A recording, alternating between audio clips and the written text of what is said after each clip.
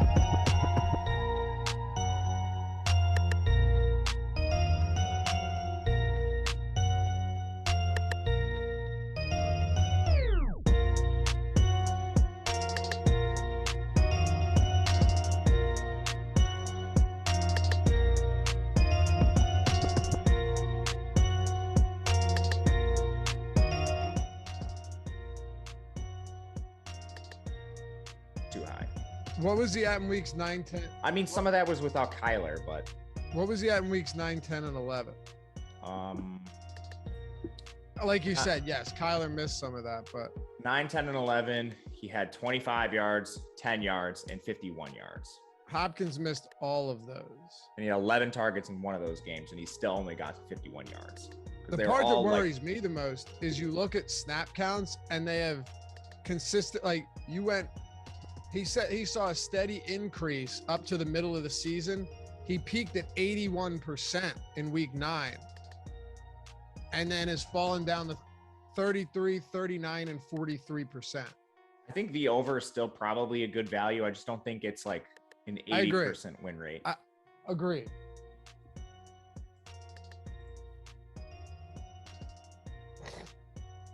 But maybe, I don't know. That's 2 platforms now that have it pretty sharply towards the over. Yep. So I don't know. Gotta at least consider that I'm wrong here. I need 10 seconds, man.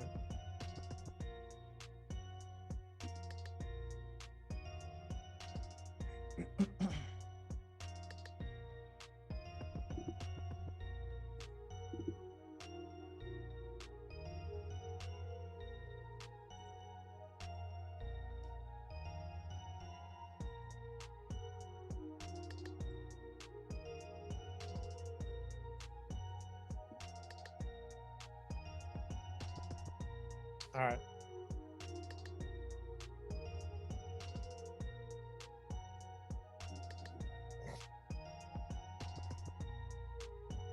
Yeah, what's going on, everybody? Welcome to the Awesemo.com NFL strategy show presented by No House Advantage. We got Rams, we got Cardinals. Should be a good one tonight, but given what we've seen in many of these primetime games, it usually doesn't pick up until the fourth quarter, much like a basketball game, but that's okay. There's fantasy points galore in these like there were last night.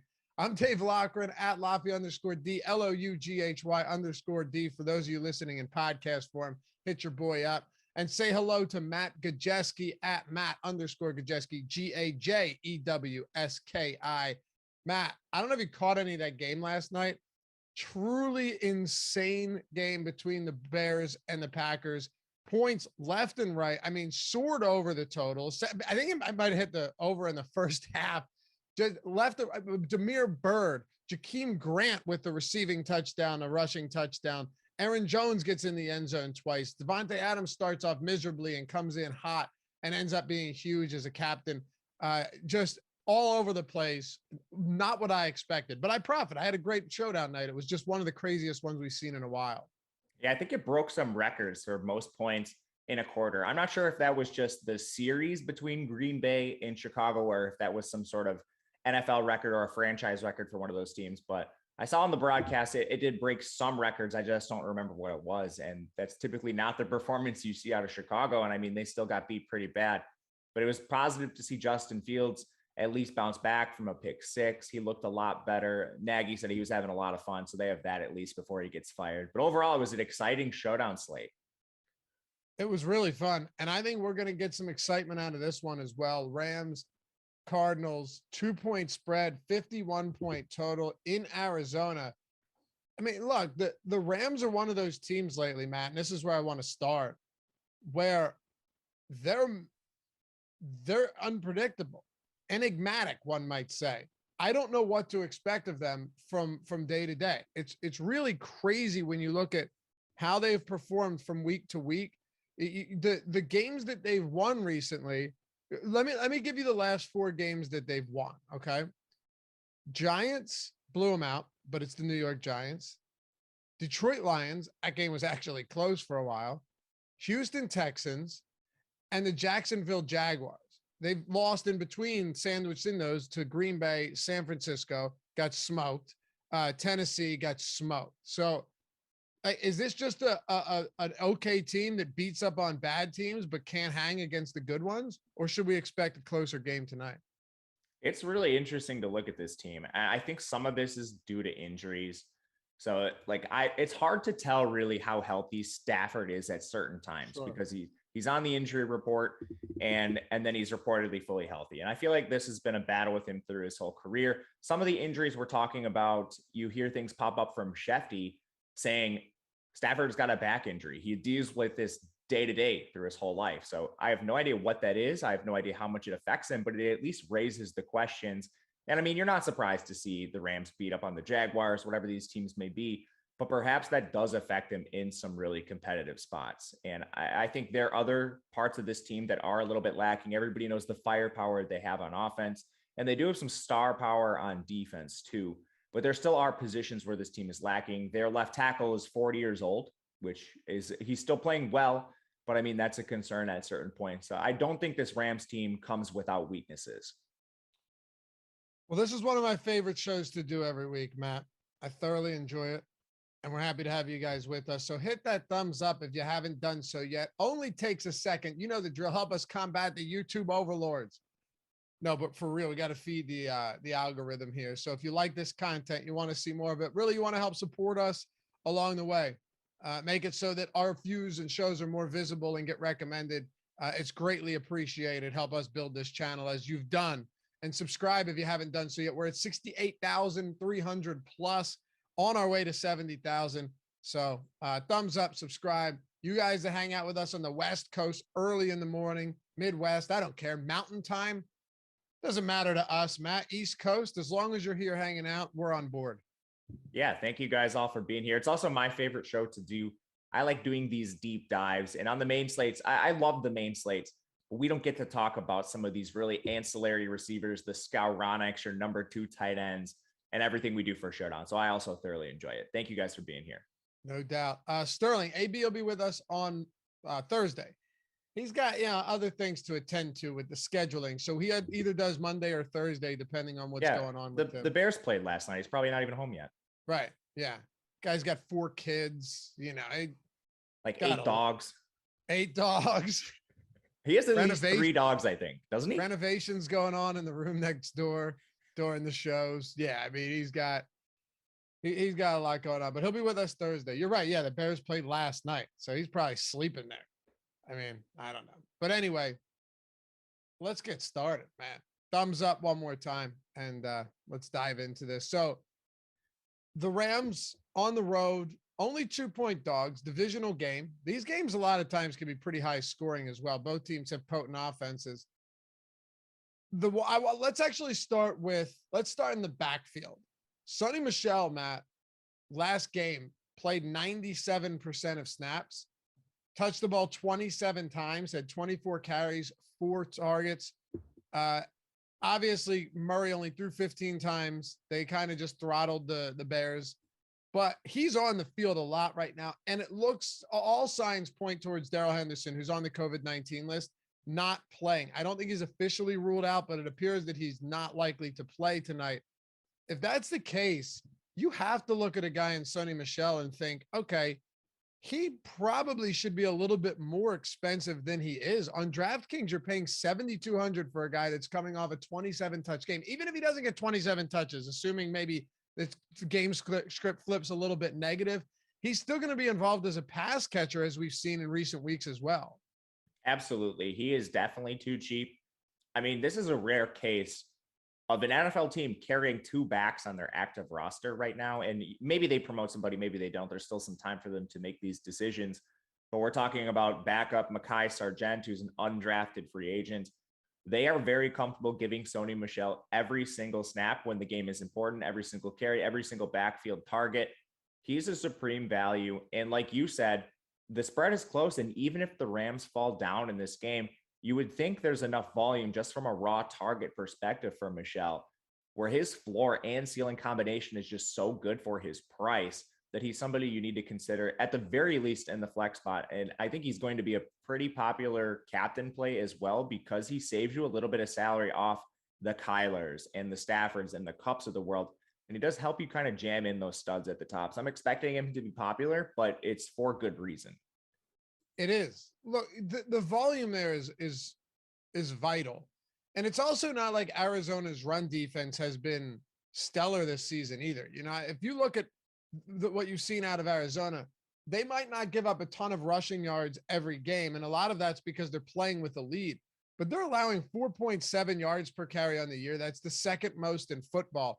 If there's a big weakness, the funny thing is you and I kind of, not just us, but most people, anybody that had seen them in previous seasons and looked at their secondary heading into this year would have assumed that their secondary would have been a big issue.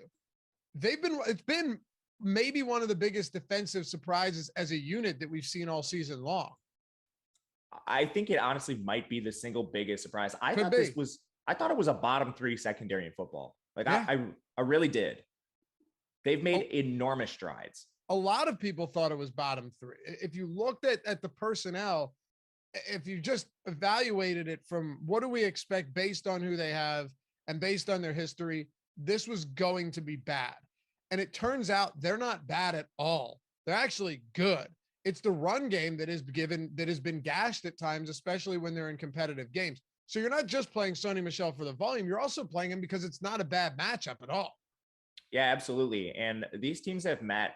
In the previous game, Sony was kind of an afterthought. They had Henderson, but he was wildly efficient in that game. 6.4 yards per attempt for Henderson. And we know Sony can replicate a lot of the things that he does. Henderson also had 5 catches for 27 yards. Again, Sony Michel can take on most of that work. I see them as being fairly similar in terms of just 1-for-1 replacement. It's not like you're taking a huge step down going to Sony Michel. So I don't think the efficiency or anything like that is going to crater in this spot. And we actually did have some struggles in the receiving game. It was perhaps Cooper Kupp's worst game of the year against this secondary. He only had 5 catches for 64 yards. And I don't think that's going to happen again, but at least worth noting that when they played, the Rams' primary method of success in moving the ball was on the ground. For sure. God, yeah. So the Cardinals, if you're just using PFF grades to make things easier, run defense, they rank 31st, Matt. They're basically aligned with the Jets, according to PFF. Pass coverage, they rank top 7. Pass rush, they rank top 4.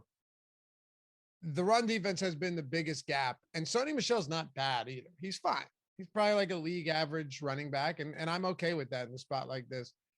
The pass catchers make it interesting. So I went back and just looked at the last 2 weeks since we've had Odell Beckham. I'm not including week 10 before the bye when Beckham made his first start because he only played like 24% of snaps and they didn't play him midway through the second quarter. He didn't come back out. So that to me is kind of moot.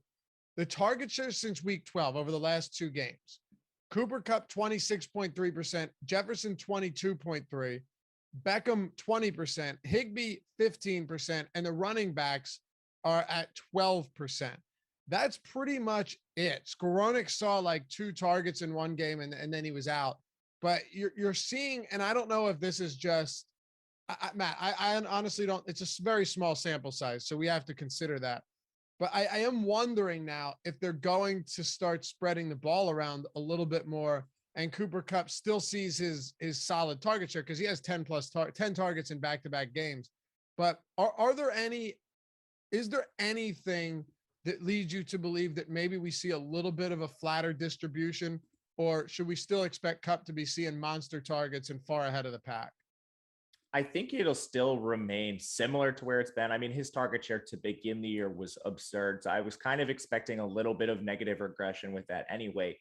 But this team had Robert Woods before Beckham came over, and Woods still had a really healthy target share in that offense as well. And Kupp was still able to get his. So even if there is some slight negative regression, I think Kupp is still a fantastic play at his price. He's not egregiously priced. Like and especially on a platform like FanDuel, he's actually cheaper than Kyler Murray over there. I think you can still play Kupp. I wouldn't expect too much of a regression, but that's kind of just the sentiment I have with how the Rams are playing. I think the biggest knock you could have on him right now is the emergence of Van Jefferson, because Van Jefferson was mainly an afterthought to begin the year, and he's really emerged into that wide receiver 2 role. I think he's even playing a little bit better than Beckham at this point. Perhaps his emergence would be a bigger factor than anything else. But how do you view it? Okay, so I'm mostly in line with you, but let me present you with something that's kind of interesting. Over these last 2 weeks, Odell Beckham appears to have become kind of the predominant deep threat, right? There's no more Deshaun Jackson. Van Jefferson's still getting some work. There's no doubt about that in the deep game. But even if you were to take the 3 games that Odell Beckham has played, I think 2 is more appropriate. But if you wanted to take 3, that's fine. He leads the team with 6 deep balls, so 6 targets north of 20 plus yards. I still, once again, expect Jefferson to get some of those opportunities. He still has an 8 out of 13.4 yards. But Beckham, 15.7 over that span.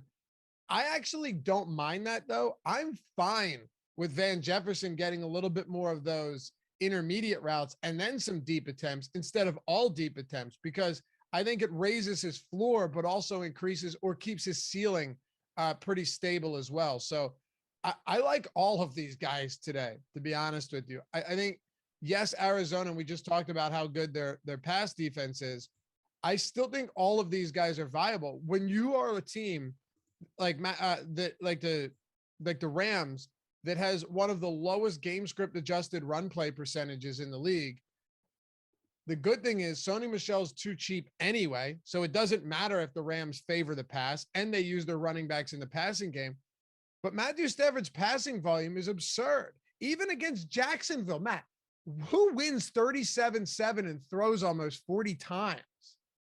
Maybe just Tampa Bay, maybe.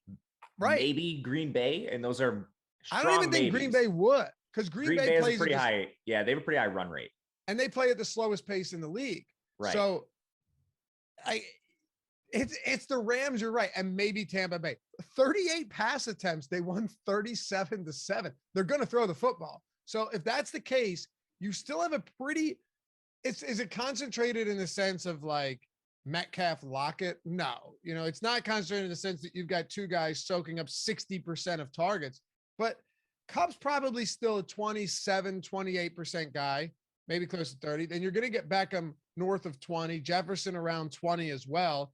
And then Higbee will get a decent amount, and he's on the field for almost 100% of snaps. I want to know if you have trouble getting to any of these guys, because quite frankly, I'm having an issue saying I don't like any of them on a pass first offense and what should be a high scoring game. I agree with you. I like all the pass catchers. One thing I think that kind of stands out for Beckham is his price. He's a little bit cheaper than Van Jefferson, and I think that makes sense. Van Jefferson projects a little bit better. He's played really well, at least of late, but you can save quite a bit of salary by going down to Beckham, and you have that big playability speaking to his ADOT. I think Higbee at this point, he's also cheaper than Beckham, but if you can find the salary to go up and access that big play ceiling, that makes a lot of sense to me. Higbee did pop in a lot of optimals, but I think that is primarily just because of his price. He is the cheapest among the top four pass catchers for the Rams. But like you said, I have interest in all four of these guys. And if you're running multiple lineups, I think you should be spreading your exposure across the board to them. I'll be honest with you. First of all, you're absolutely right about Higbee's price point. But I think that price point on Higbee is more than reasonable. And he has not had a good year. It's been disappointing. There's no doubt about that. We would have liked to have seen more from Higbee, but he'll still get some targets in the red zone. He still has a 15% target share since Odell Beckham came to town. You look at this over the past however many, since week 9, Matt, 10, 5, 5, and 6 targets. Go back a little further, 3, 8, 5. If you can tell me you're getting 5, 6, 7 targets for Higbee on a showdown slate, on one of the better offenses in the league, that's going to throw a lot. And he's going to be on the field a ton. Oh, and it's not just that it's not like he's blocking either. He's running routes on 90+% of dropbacks over the past couple of weeks. I still think that's viable. I actually like the over prop on him on OddsShopper as well, over receiving yards.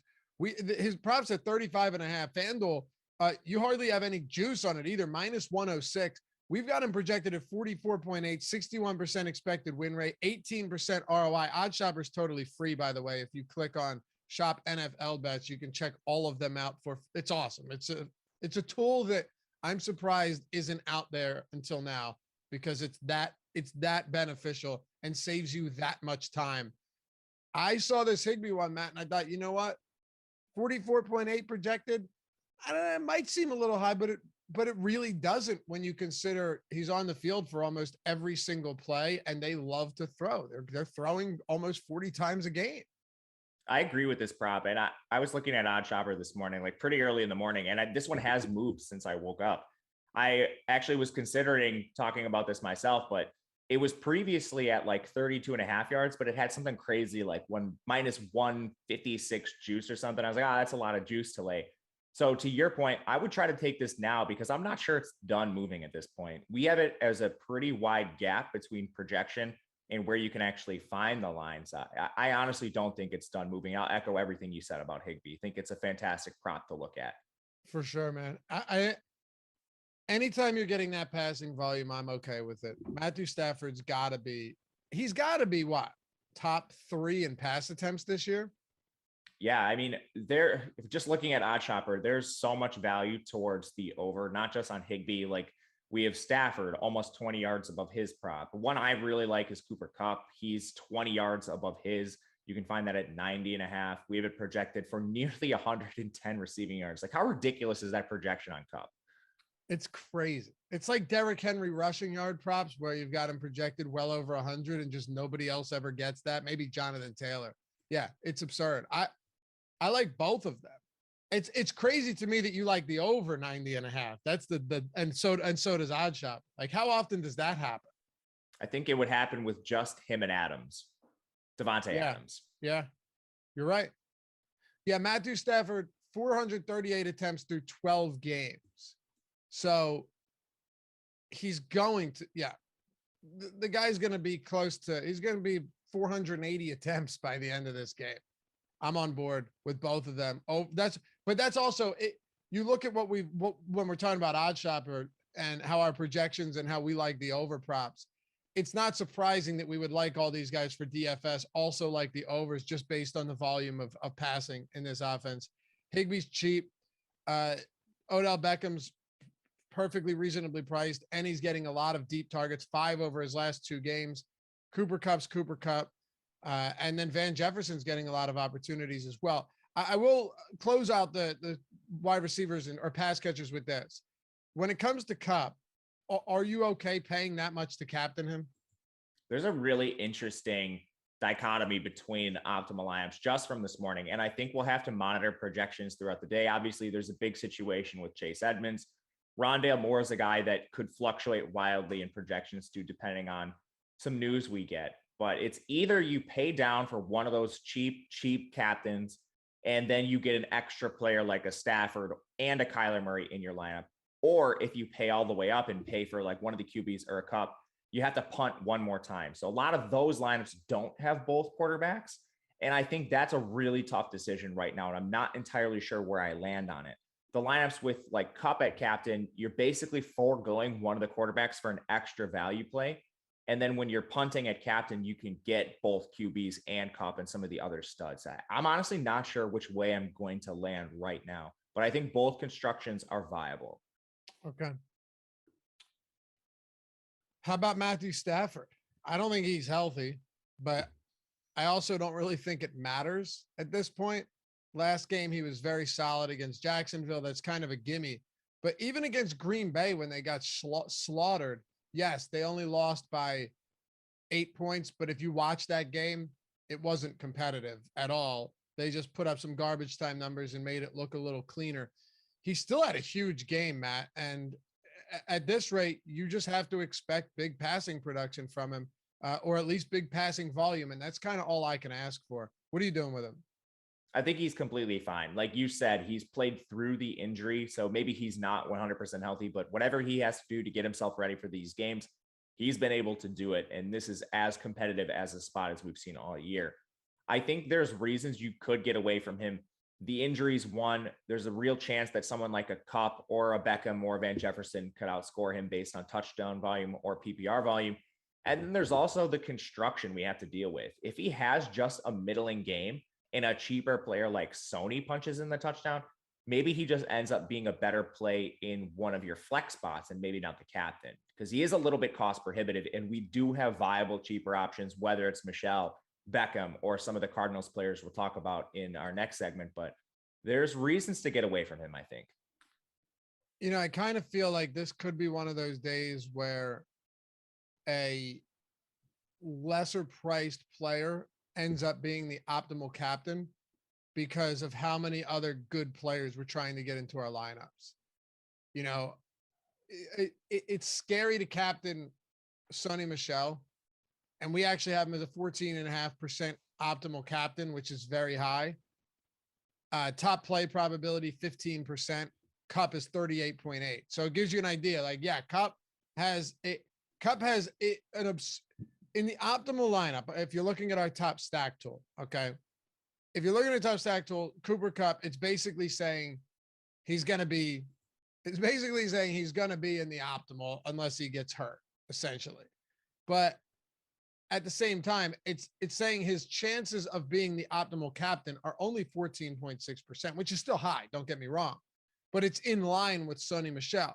And a lot of that, Matt, is just saying, okay, this is because he's so expensive. And you know this, but he's so expensive that if you throw Cooper Kupp in there, it might not do great things for the rest of your lineup.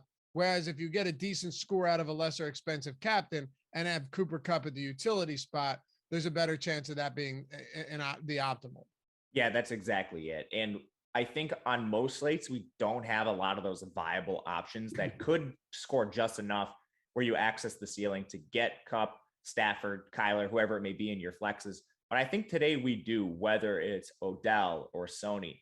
And we're not talking about going all the way down and punting at like the min price for captain, but even if you just go that tier below and hit those Sonys, the Odells, Higbee, I think would be an outside consideration. That's enough salary savings to get you the extra stud and that roster construction. As long as the Kupps, the Staffords, and the Kylers don't go nuclear, if they just have average to above average games and Sony punches in the touchdown or something, that could be the construction that wins. I always hate rostering running backs at captain. I don't know. What's risky.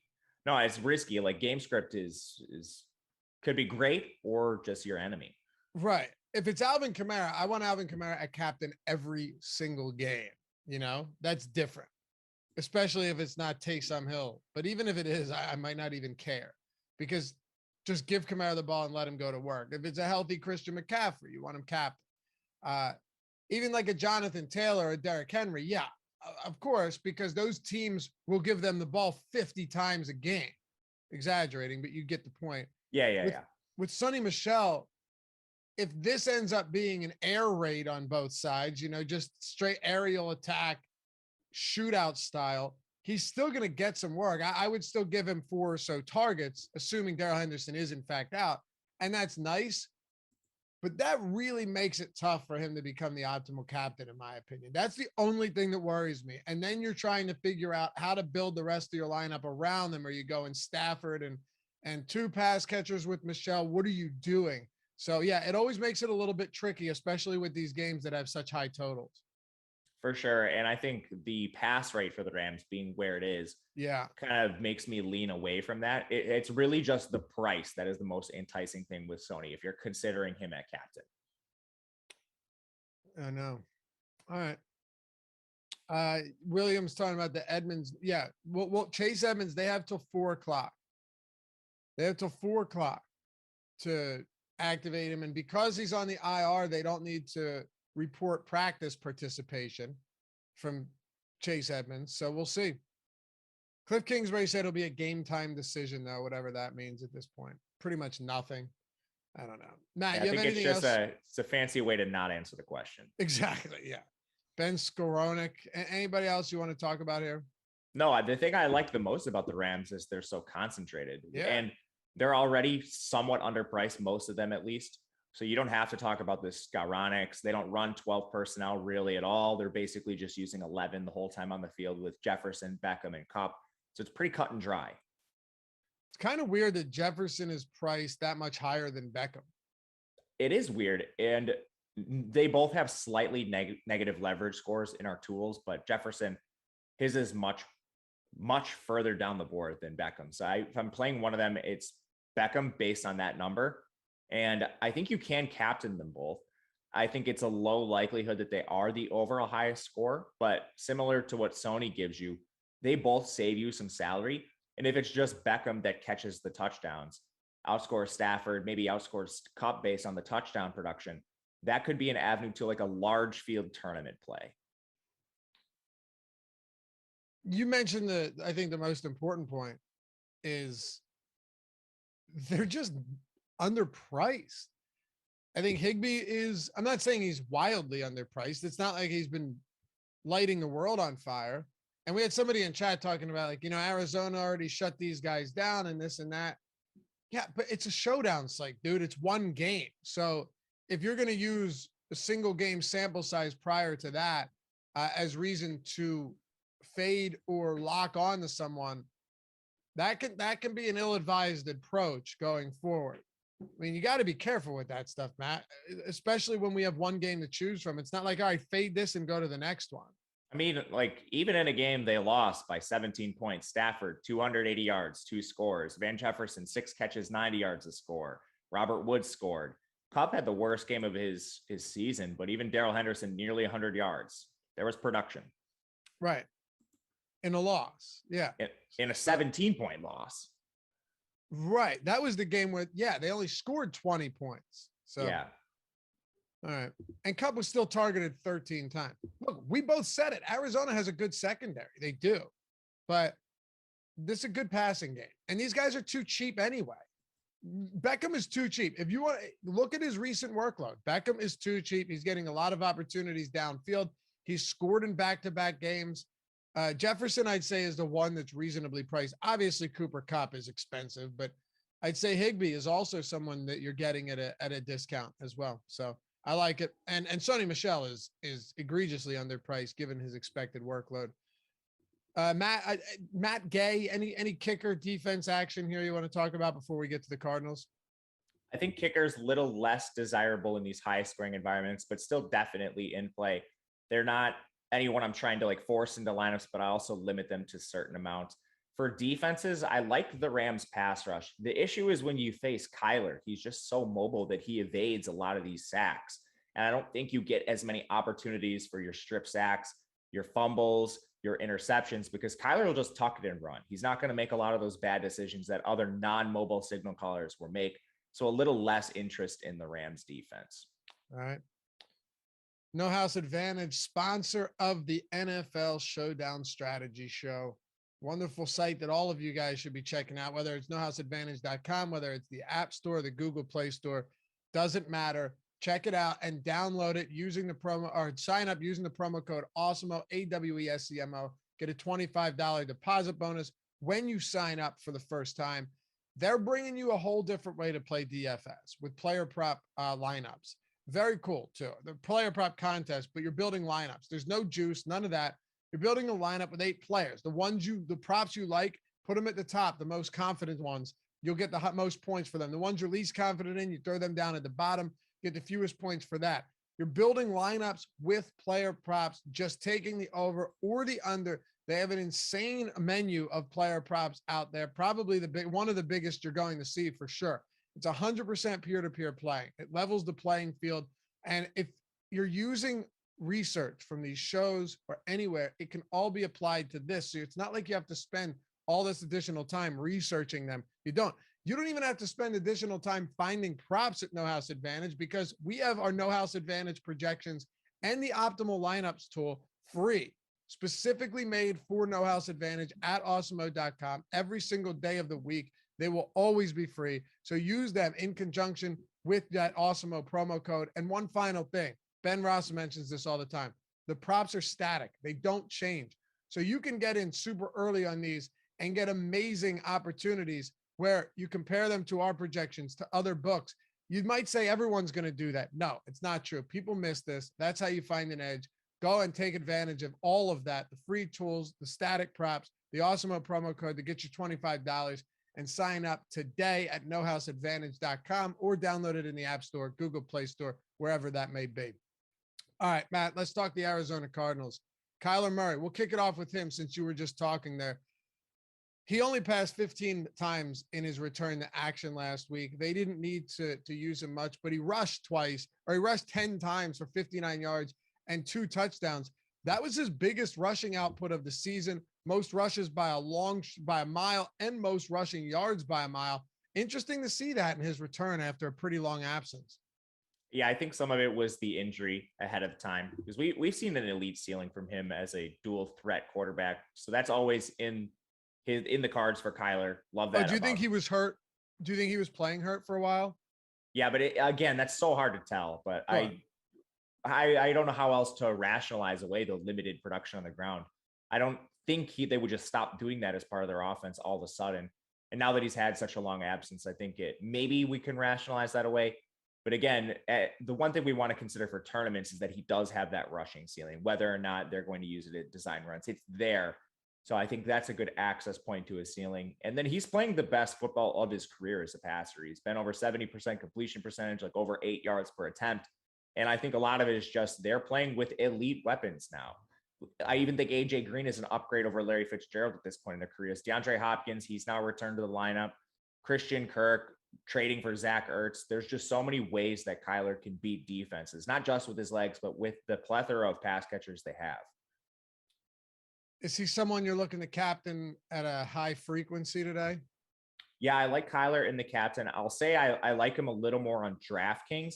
On FanDuel, he's the most expensive captain, and it's not really that close. I think he's a little cost prohibitive over there on a site where you're only rostering 5 players to begin with. But Murray on DraftKings, I think, makes more sense there because of the price. And that's essentially what it comes down to on both these platforms is where am I getting these guys and what other studs can I jam in? But Kyler Murray, he still pops with a positive leverage score. He's the second highest in terms of the frequency in which he's the top overall score based on our tools. Still a lot of positive leverage to be had with Murray.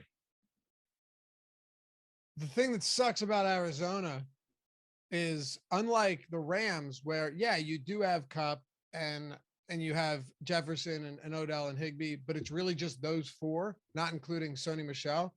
With Arizona, you have a lot. You have Hopkins, who is returned. You have Christian Kirk. You have Zach Ertz. You have AJ Green. You have Rondale Moore. It's not to mention James Conner, obviously. Even that one additional pass catcher that you throw into the mix, Matt, makes things that much more difficult. And then you've got a guy in Antoine Wesley playing 21% of snaps last week, playing a lot of snaps before DeAndre Hopkins returned. What do you make of these guys, and how the hell do we prioritize them? This is tough. It is. I think we can go back on the larger sample throughout Hopkins' career. No, he's the very clear wide receiver 1. No real issues with him. And I do think you might be buying in at the floor with Hopkins. He's not super cheap, but typically we're seeing this guy like priced above 10K on DraftKings. So I think you might be getting him at a little discount compared to the ceiling. And like you mentioned earlier in the show, it's not like Arizona really had to put their foot on the gas last week with Hopkins. So some of the reduced target volume coming off the injury, I do think that positively regresses in the future. So he's number 1. And I think the clarity from there is where things start to get a little bit weird. Christian Kirk and AJ Green are kind of the 2 and the 3 for me, but I don't have a real strong preference between them. And you can get AJ Green at a pretty decent price today. Kirk isn't bad himself. So those are 2 guys I see myself trying to split between, because ultimately when you're talking about the flex spot, it's only a 600 price difference between them. Kirk at 5,600, Green at 48. And you could honestly even throw Ertz in there at 54 because he lines up in the slot so much, and they do use him as a pure receiver. Between those 3, with the similar opportunity they're seeing and their similar prices, I think that's a spot where you're just mixing and matching them in tournaments and trying to get exposure to all 3. I'm always kind of interested to see what the Vegas props look like for these guys in terms of receiving yards. And you've got Kirk at 46.5, right? You've got Hopkins at 58.5. You have Rondale Moore. I think, what was he, 22.5, Matt, when we spoke earlier? I can't find it right now. Yes. 22.5. So none of them are going to be wildly different, but the biggest thing is none of them are going to be that high. Obviously, it's DeAndre Hopkins getting the most, but he's not cheap. And he's what? If you wanted to captain DeAndre Hopkins, you're paying $14.4 for him. To put that in context, would you rather captain DeAndre Hopkins or Matthew Stafford, who aren't that far apart? For me, I'd still rather go Stafford. DeAndre Hopkins or James Conner, that's tough because, obviously James Conner has been targeted a lot. He has 2 receiving touchdowns since Edmonds went down, and he has 20 plus carries in 3 of 4 games.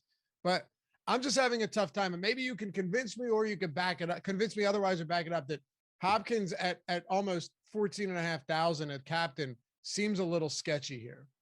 The only reason you're captaining him is ownership.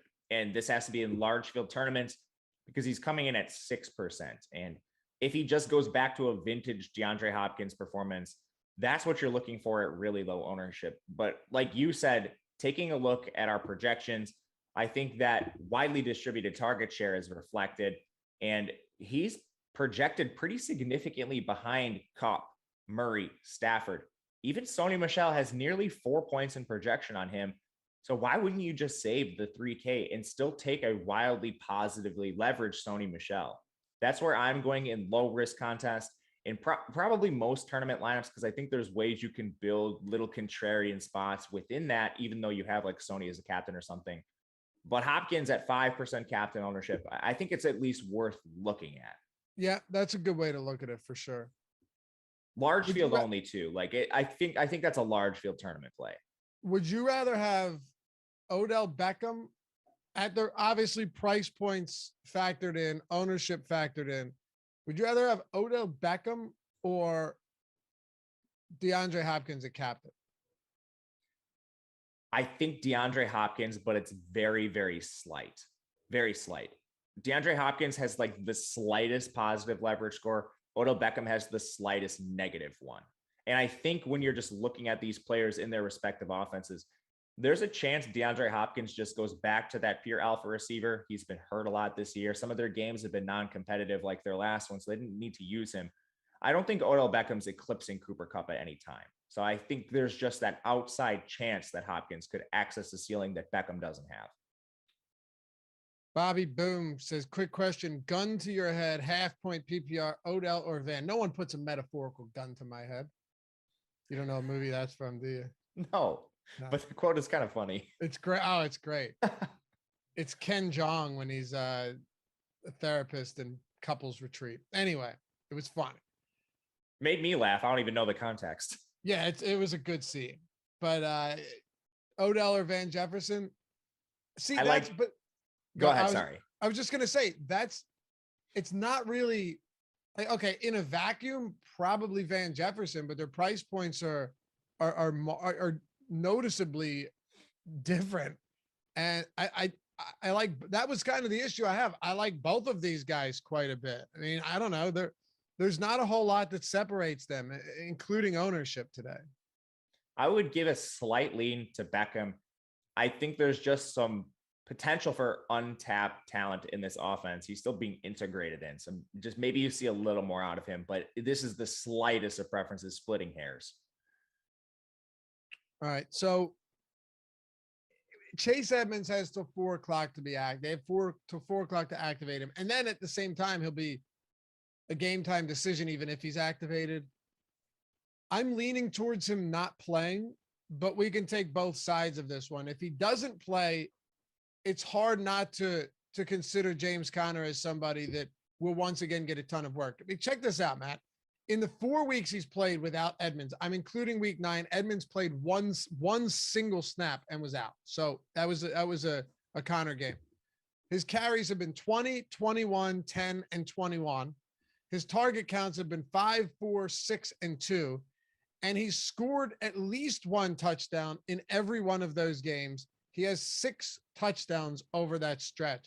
He has been one of the most reliable and dependable running backs since Chase Edmonds went down. It's been truly remarkable. And he's played well too with the volume, which I think is the most important part. Yeah. He hasn't been a slouch out there. He's been productive. And I mean, he's now handling just a premier feature back workload on one of the most explosive offenses in the entire NFL. And some of that has been done without Kyler, and he's still played really well. So I think the one thing you can say about his price, he's priced as if Edmonds is out. And if Edmonds plays and we get, like, he looks good in warmups, maybe like Schefter tweets Edmonds looking good, he's going to go back and this is going to be a timeshare. Conner would become overpriced in that scenario. But if there's any question with Edmonds, and I think you even run the risk if you're looking at Edmonds that potentially Arizona just gets up in this game right away and then they lean on Conner from positive game script. We know that Edmonds' primary role is going to be pass catching, third down work in between the 20s, definitely not in the red zone. And if they're playing from a lead, that's Connor's skill set anyway. So I think there's room for Connor to be a pretty decent play, depending on how this news shakes out. Exactly. Now, yes, if Edmonds plays, I have some serious concerns there because James Conner, he hasn't been that productive on the ground at all. He's actually struggled to produce at an efficient clip on the ground, but he's averaging 12 yards per reception in these games that Edmonds has been out. It's pretty solid. He's actually, and that's the thing, Conner was never a bad pass catching back. He just wasn't as good as Edmonds. So what's the point? You know, I'm sure Edmonds is a fine goal line back. He's just nowhere as good as James Conner. If Edmonds sits, I think Conner once again becomes a extremely relevant option. There's no doubt. We have Chase Edmonds in right now, so that will adjust. What if Edmonds is in? Are we doing with him? Not Conner, because we know that that's just very expensive. If Edmonds isn't expected to be limited or he's expected to get a decent amount of work, that hurts Conner a lot, especially that from a PPR standpoint. But what do you do with Edmonds, who's 4,600? If he's in, I think he's going to be a full go and back to his workload, at least some capacity, which is, again, primarily pass catching. If they get up in this game, Edmonds probably doesn't get as much run. But this Arizona team has been extremely cautious with injuries.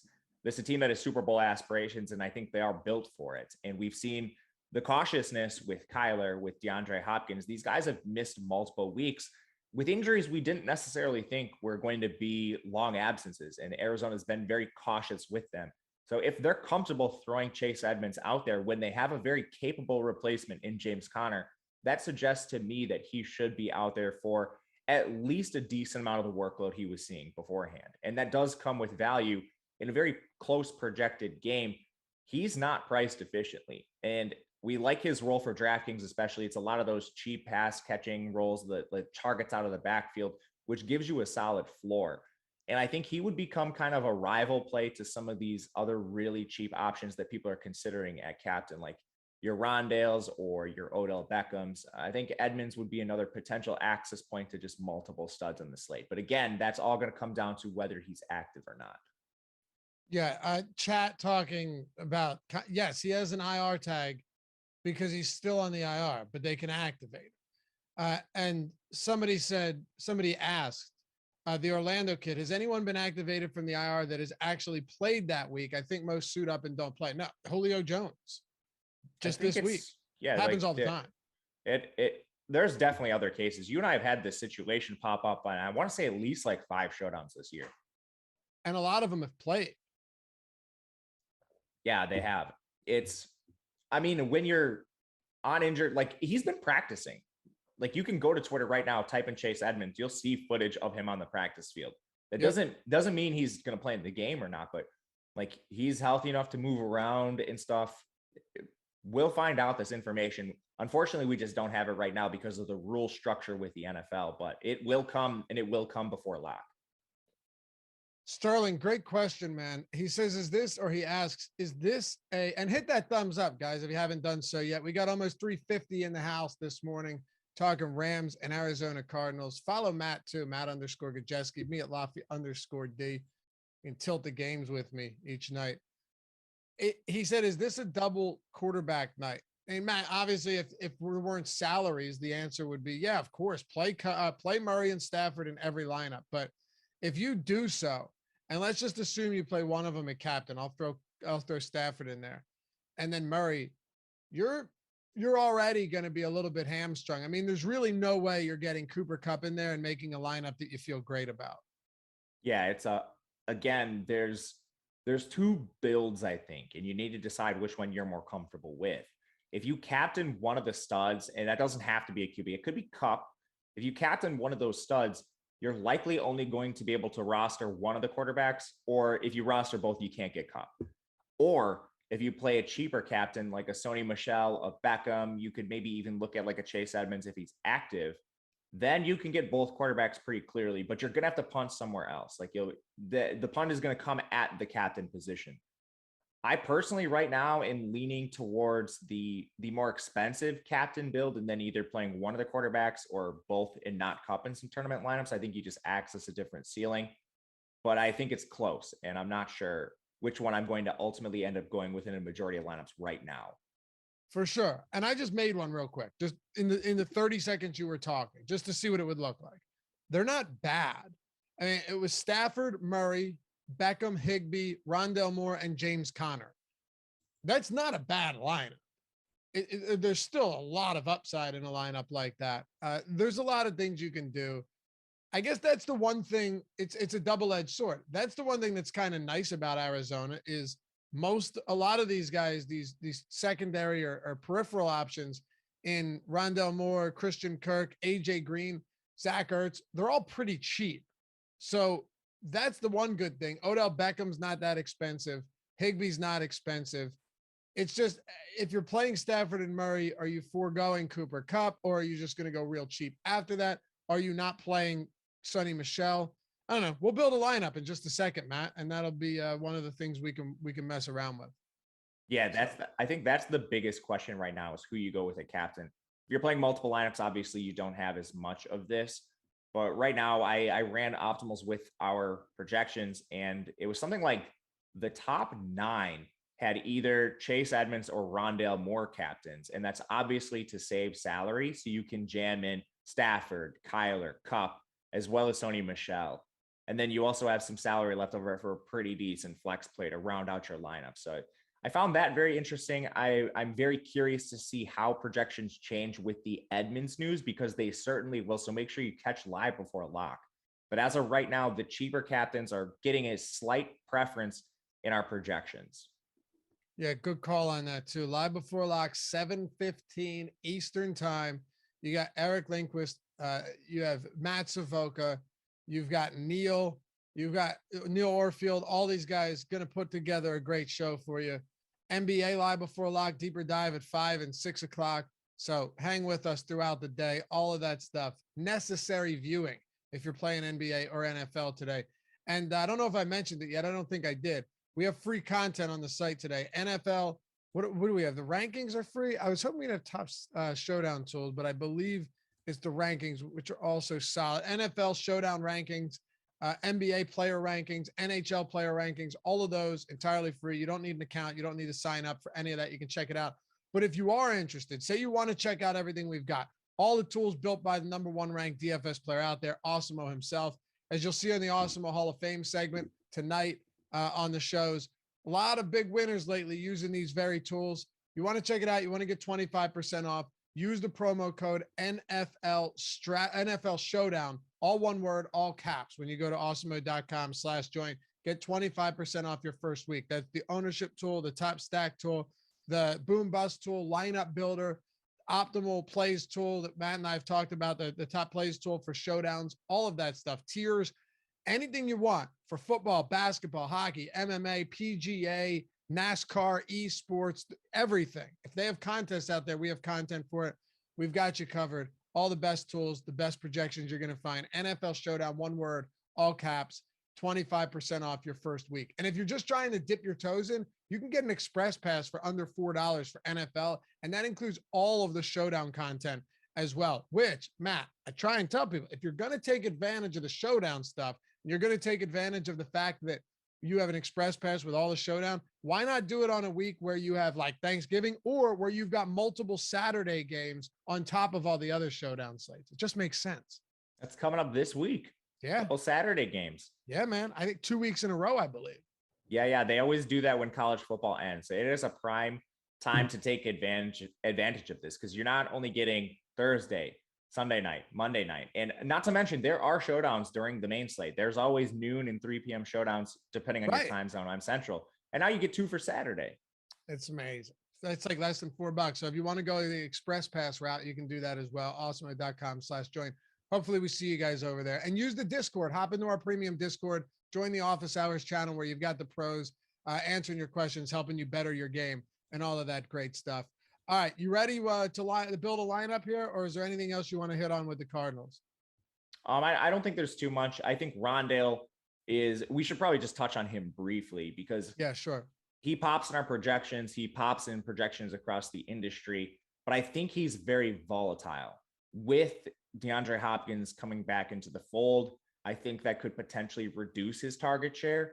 but you're also dealing with a potential upgrade in efficiency. They haven't had Kyler for a lot of the time that Rondale has been seeing a significant target share. So do those potentially offset? Right now, looking at books around the industry, he's projected, and you mentioned this, at 22.5 receiving yards. We have him pretty significantly over that. And he does pop in a lot of our optimal lineups, but he could be somebody that's maybe affected by Chase Edmonds, the receiving back. I'm not entirely sure there.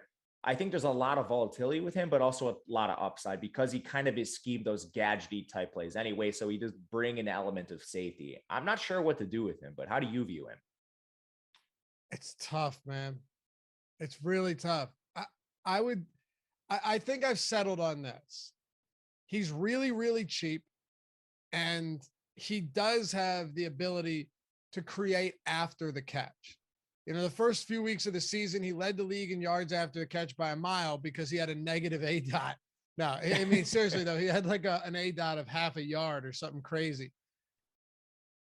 At that price in a game like this with that high of a total, I'm willing to take some shots. It's that simple. If he's going to be $2,000, I think he should probably be a little bit more expensive than that. I'll take my chances. Hope he gets a few. I throw last game out the window because Hopkins had 2 targets too. Murray only threw 15 times. If I can get like 4 or 5 targets from Rondale Moore at that price, hope that he breaks one of them, which he's capable of doing, even though recently he has not been doing that. He's really been tied up and they've found a way to slow him down. I'll get to plenty of Rondale Moore tonight. I will. I'm pretty certain of it. Yeah, I think he's completely fine too. All right, let's build a lineup and then hand this one over to the NBA strategy show. That's a must watch as well. 9 games today. Josh Engelman, Adam Scher coming up right after this. Started the captain spot, Matt. Large field tournament. Hit me. I think we could do Sony Michel and have a very positive leverage score, but obviously you're playing to a very specific game environment where probably the Rams get up and he can access a ceiling, but I like the salary he saves you. All right, screw it. Let's go Sony Michel. So it's not going to cost us too much up there. I'm going to go Kyler on the other side. Love Kyler. I think we should play Cup too for the safety. He actually, you know what? Would you rather play Stafford or Cup? Because I'm not sure we'll have enough for both. I want to try. I would like to try with Stafford and see if we can build a nice lineup here. Yeah, I think so too. Because my thought with that is you could potentially get some leverage with a Beckham at a cheaper price. Because with touchdowns, like say Beckham scores 2, Cup just has his moderate game but doesn't score. Beckham could still outscore him. Yeah. Oh yeah, it's definitely doable. If he's Mike, you don't time him out. Just get rid of him if he's gonna. If he's gonna spread fake news bullshit about Edmonds, then get rid of him. I'll go Rondale Moore, Matt. How about that? Let's see what happens if we go Rondale Moore and it opens up. Okay, so right now we have Sony, Stafford, Kyler, and Rondale. Yes. Okay, so we still have a pretty decent amount of salary left. Rondale opens up a lot. He does. I think we can play either a Van Jefferson or an Odell Beckham to stack with Stafford. I prefer Odell slightly. Do you have any qualms with that? No, not at all. I think. All right, let's see what we can get. 94. Oof. Dead zone, Matt. So we just missed James Conner. We just missed Hopkins. We could play Van. That's a very large kind of LA onslaught at that point. You can save some salary going down to Kirk. It is kind of a dead zone. What if we go Higbee, Hopkins? We could do that. We could go Higbee, Hopkins for sure. Or, you know, I don't even hate the idea of going to like a Kirk or an Ertz or something like that, because if you're talking about a large field tournament, leaving 4K on the table isn't the craziest notion. And this isn't a bad lineup. I agree with you. And we have premier pass catchers, like players that are very involved because of the concentrated offenses. Odell, he's going to be on the field almost every snap. Yeah, I like it. I don't mind that at all. All right, I like it too. All right, before we get out of here, final thought. What's up? Ertz or Kirk, either one of them. Before we get out of here, Matt, final thoughts on the game. Prediction, what do you think the final score is for tonight? I like Arizona. I think the game is going to be close, though. I'm going to put this at 27-24 with that's exactly the score I had. Okay. Okay, I'll take Let's Which go is fine. No. 30-27 then. 27-24 makes the most sense because they have 26.5 and 24.5 implied totals, right? Yeah. But I'll change it up a little. I'll go 31-24 Arizona. I think they get him by around the touchdown, but I still think it's a one-score game and it's close. But yeah, I'm on the same page. I think I don't have a good read on either side of this game, like getting out of control or anything. So anyway, thanks to you guys for watching. As always, this has been a fun one. We'll be back later with Live Before Lock and, of course, NBA Deeper Dive and strategy or Live Before Lock as well. Josh and Adam coming up, same channel. Don't go anywhere. Check out the NBA strategy show for tonight's 9-game slate. Catch you back here later tonight. Peace.